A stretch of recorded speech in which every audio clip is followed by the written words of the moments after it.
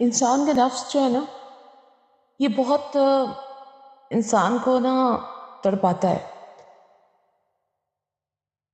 جیسے انسان ایک مزیدار کھانا جو انسان کا بہت ہی من پسند ہوتا ہے، اس کے سامنے ہوتا ہے نا، اس کی کوشش ہوتی ہے وہ سارا کھانا کھا لے. لیکن اگر ہم اس میں سے کچھ حصہ سب سے پہلے اللہ کے بندوں کے لیے رکھ لیں یا اللہ کے بندوں کو پروس دیں، تو نفس کی ایک بہت اچھی یہ ایکسرسائز ہے. کیونکہ جب آپ کسی چیز کو شیئر کرتے ہو، کسی بھی چیز کو آپ بانٹتے ہو، تو آپ میں ایک کیفیت پیدا ہوتی ہے جس کو ہم یہ بھی کہہ سکتے ہیں شاکر شکر میں.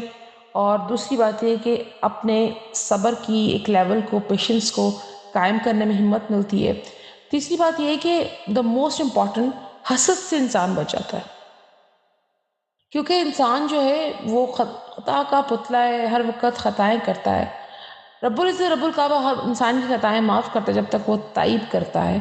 لیکن میں یہ سمجھتی ہوں کہ اگر آپ روز اللہ تبارک و تعالیٰ کے لیے، کہ ان کے بندوں کے لیے، کیونکہ اللہ کو تو ضرورت نہیں ہے لیکن ہمیں بہت ضرورت ہے، تو آپ رزق میں سے کچھ حصہ اس کے بندوں کو، جو آپ کی پسندیدہ چیز ہے ان کے لیے پہلے نکالو، ان کو پروسو اور پھر خود کھاؤ.